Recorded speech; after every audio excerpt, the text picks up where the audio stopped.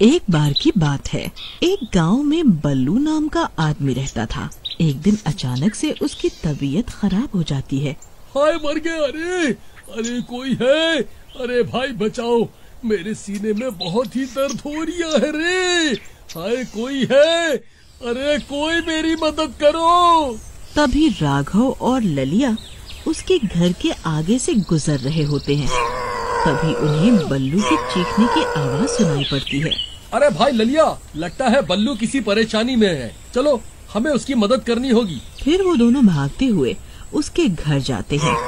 वहाँ बल्लू अपने बिस्तर पर लेटा हुआ होता है। अरे बल्लू भाई, क्या हुआ, काहे इतना चिल्ला रहे हो भाई?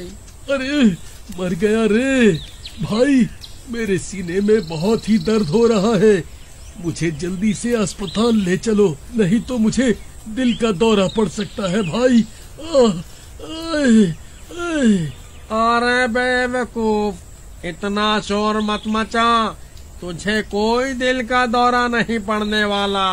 अभी तो तू सिर्फ जवान है भाई, तूने कुछ उल्टा सीधा खा लिया होगा, थोड़ी सी गैस बन गई होगी सीने में, कुछ नहीं होगा, थोड़ा सब्र कर, सब ठीक हो जाएगा। चल राघव, कुछ नहीं हुआ, हम चलते हैं। फिर इतना बोलकर वो दोनों वहाँ से चल देते हैं। उन्हें जाता हुआ देख बल्लू जोर जोर से चिल्लाने लगता है। हाय हाय मर गया रे, हाय मुझसे सांस नहीं ली जा रही, अरे कोई मुझे बचाओ रे, अब मैं नहीं बचने वाला, हाय मुझे दिल का दौरा पड़ गया रे, कोई मुझे बचाओ। भाई ये ऐसे नहीं मानेगा, हमें इसे अस्पताल लेकर जाना ही होगा। फिर वो दोनों बल्लू को उठाकर उसे बैलगाड़ी की तरफ ले जाने लगते हैं। बल्लू भाई अब शांत हो जाओ और घबराओ नहीं, हम तुम्हें अस्पताल लेकर जा रहे हैं। अरे नास मिटो, तुम तो मुझे अकेला छोड़कर जा रहे थे, अगर मुझे कुछ हो जाता तो। फिर वो तीनों कुछ देर के बाद गांव के अस्पताल में पहुंच जाते हैं। अरे कमबख्तों, ये किस अस्पताल में ले आए मुझे? इस अस्पताल में जो भी भर्ती हुआ है वो आज तक जिंदा वापस लौट कर नहीं गया है, मैं यहाँ भर्ती नहीं होने वाला।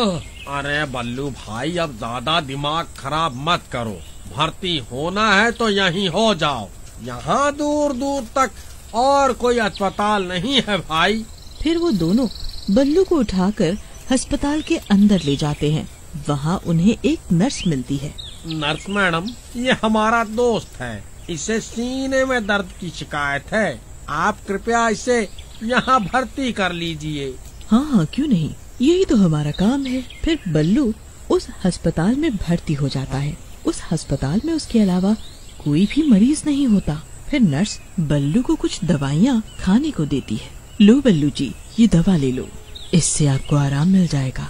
सुबह डॉक्टर साहब आएंगे तो उन्हें अपनी तकलीफ के बारे में बता देना। इतना बोलकर वो नर्स वहाँ से चली जाती है। अच्छा भाई बल्लू, अब हम चलते हैं, तुम आराम करो। अरे नास मिटो, ये मुझे कहाँ भर्ती करवा दिया, यहाँ मेरे अलावा और कोई मरीज ही नहीं है, मैं यहाँ अकेला नहीं रहने वाला, चुपचाप तुम भी यहीं लेट जाओ, सुबह होने पर तीनों एक साथ घर वापस चलेंगे। फिर रात होने पर अस्पताल में अजीब अजीब सी आवाजें आने लगती हैं। डर के मारे बल्लू की नींद खुल जाती है। वो बहुत डर जाता है। उसके बेड के नीचे एक चुड़ैल बैठी हुई होती है। ललिया और राघव गहरी नींद में सो रहे होते हैं और वो चुड़ैल बल्लू के बिस्तर के नीचे बैठकर गुर्रा रही होती है।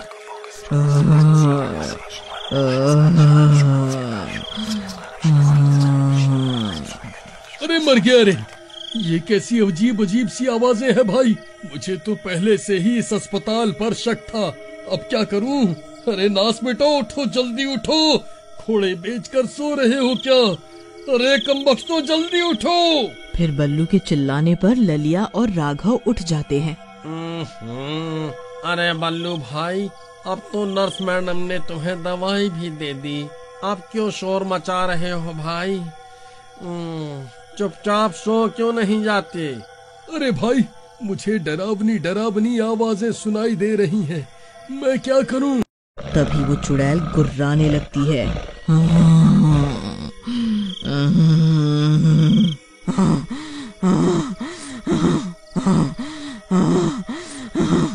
अरे मर गए रे, ये कैसी आवाजें हैं भाई? ये तो कोई चुड़ैल की आवाज लगती है भाई। जी नर्स मैडम, आप कहाँ हैं? Nurse madam. ललिया भाई, कुछ करो, मुझे तो बहुत डर लग रहा है।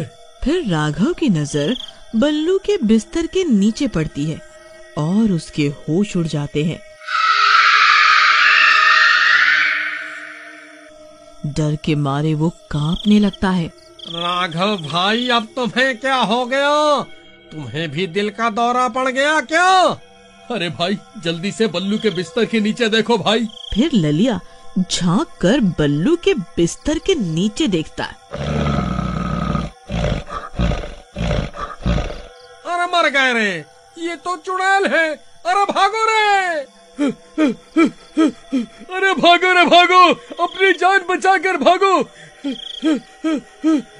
फिर वो दोनों भागकर एक कोने में खड़े हो जाते हैं।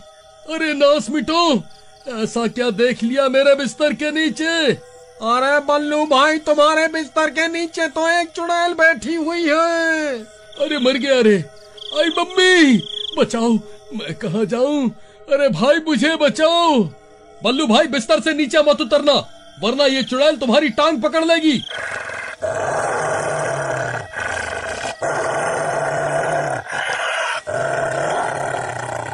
हाय रे, ये मैं कहाँ फंस गया रे।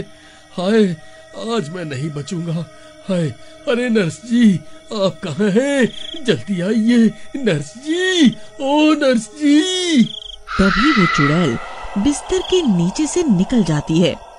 वो नर्स ही चुड़ैल होती है। क्या हुआ बल्लू जी, आपने मुझे बुलाया? अरे मर गए रे बल्लू भाई, ये नर्स मैडम तो चुड़ैल निकली। नर्स जी, कुछ नहीं हुआ। मैंने आपको कब बुलाया? मैं तो ठीक हूँ। भला मेरी इतनी हिम्मत कहाँ जो मैं आपको इतनी रात गए परेशान करूँ। मुझे तो लगा आपने मुझे पुकारा है।